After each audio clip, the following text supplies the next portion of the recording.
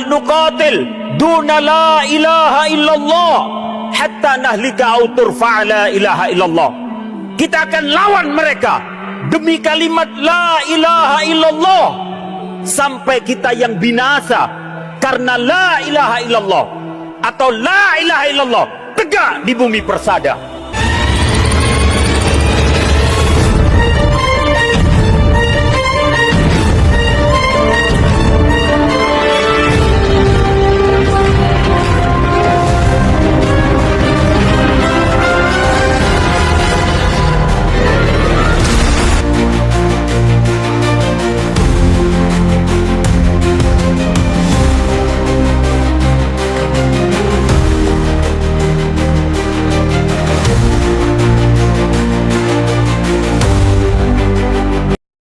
Maka begitu Khalid masuk Islam, Khalid mengatakan, ya Rasulullah, berdoalah kepada Allah agar Allah mengampuni kesalahan-kesalahan saya ketika saya memerangi engkau di medan Uhud, atau ketika saya memerangi engkau di medan pertempuran yang lainnya.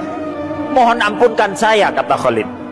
Dan sebagai gantinya, sebagai tebusannya, semua perhiasan yang dipakai oleh Khalid dilepas. Karena ketika itu masyarakat jahiliyah, Pak, mereka juga pakai emas, Pak, gelang, kalung dan sebagainya. Dilepas, diserahkan, saya infakkan kepada kaum muslimin. Begitu pula pedangnya, dia hendak serahkan kepada Nabi. Kata Nabi, jangan kalau yang ini. Engkau dulu memerangi kami dengan pedang ini. Sekarang pedang ini yang akan memerangi orang-orang kafir itu dengan pedang ini.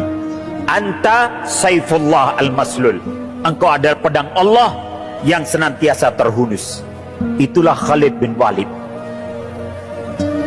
Karir Khalid bin Walid sebagai panglima dalam Islam itu dimulai ketika terjadi perang Mu'tah.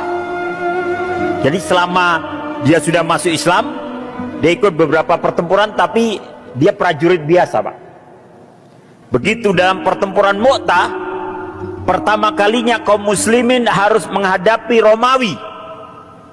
Ketika Nabi mengirim utusan untuk melakukan perjanjian damai dengan orang-orang Romawi, ternyata mereka membunuh utusan tersebut. Kata Nabi, tidak ada sebuah kejahatan yang paling besar kecuali membunuh seorang utusan yang membawa perjanjian damai. Romawi menginginkan pertempuran dari kita. Pepatah Arab mengatakan, asadul yaum khairun bin ghanamil abad. Menjadi singa sehari itu jauh lebih mulia ketimbang menjadi kambing sepanjang masa. Kita akan hadapi Romawi, kata Nabi. Maka Nabi mengumpulkan 3.000 pasukan. Terkumpul itu pasukan. Sementara Romawi berhasil mengumpulkan 200.000 pasukan. 3.000 pasukan melawan 200.000 pasukan. Berarti satu orang muslim harus menghadapi 66 orang Romawi. Apakah ini cuma kekuatan fisik belaka? Tidak. Demi Allah yang telah mengangkat langit tanpa tiang, itu adalah kekuatan akidah. Awalnya Nabi yang akan memimpin langsung pertempuran ini, tapi sahabat melarang, jangan ya Rasulullah, Mu'tah itu terlalu jauh, dia berada di wilayah Romawi, sementara kami membutuhkan Anda di sini. Akhirnya Nabi berpesan, pasukan ini akan dipimpin oleh anak angkatku, Zaid bin Harisah. Kalau Zaid gugur, dia akan digantikan oleh sepupuku, Ja'far bin Abi Thalib. Kalau Ja'far gugur, pasukan ini akan dipimpin oleh sahabatku, Abdullah bin Rawaha. Khalid pasukan biasa. Berangkatlah pasukan ini menuju medan Mu'tah. Dalam pertempuran hari pertama, Zaid bin Harisah gugur. Bendera yang berwarna hitam itu dikibar-kibarkan oleh dia, tapi tancapan panah terlalu banyak. Akhirnya Zaid pun gugur menemui syahidnya, dan bendera itu hampir jatuh, diambil oleh Ja'far bin Abi Thalib. Dia kibar-kibarkan kembali untuk menunjukkan bahwa panglimanya masih ada. Dikibar-kibarkan sehingga kemudian sebilah pedang menebas tangan kanan Ja'far bin Abi Thalib. Dia pegang bendera itu dengan tangan kirinya. Dia kibar-kibarkan kembali. Sebilah pedang menebas tangan kirinya. Dia apit dengan sisa tangan yang ada. Bendera itu dia tetap pertahankan agar tidak jatuh. Karena dalam hukum pertempuran, ketika bendera yang pegang oleh panglimanya jatuh, dianggap kalah. Maka itu dipertahankan. Sehingga sebilah pedang dari arah belakang Ja'far bin Abi Thalib membelah badannya menjadi dua. Dan Ja'far pun gugur dalam pertempuran itu. Bendera diambil oleh Abdullah bin Rawaha. Dia kibar-kibarkan kembali untuk menunjukkan panglimanya masih ada. Tapi kemudian sebilah tombak menancap di dada Abdullah bin Rawaha. Dan dia pun gugur menemui syahidnya.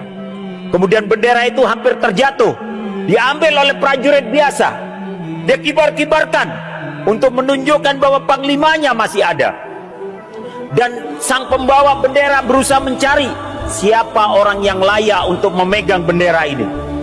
Dia lihat seseorang di atas kudanya. Dia menebaskan pedangnya ke kanan ke kiri. Musuhnya jatuh semua. Dia telah menghabiskan 9 pedang dalam pertempuran Mu'tah. Orang itu yang dia tuju. Dia berkata, wahai Abu Sulaiman, ambil bendera kepemimpinan ini, pimpin pasukan ini.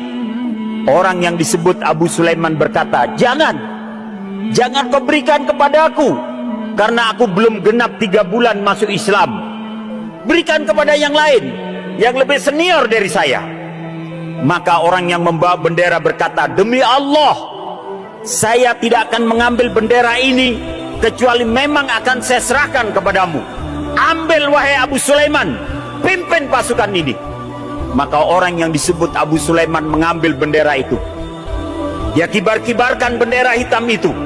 Kemudian dia memberikan kode, memberikan isyarat agar pasukannya keluar dari medan pertempuran. Mundur. Pasukan kaget, kenapa kita harus mundur? Tapi karena bendera mengarahkan mereka untuk mundur, mereka mundur. Begitu mereka mundur, diistirahatkan di sebuah tempat yang aman. Orang yang disebut Abu Sulaiman, yang tidak lain namanya adalah Khalid bin Walid, dia memegang bendera itu. Sehingga pasukan sadar bahwa kepemimpinan telah berganti kepada Khalid bin Walid.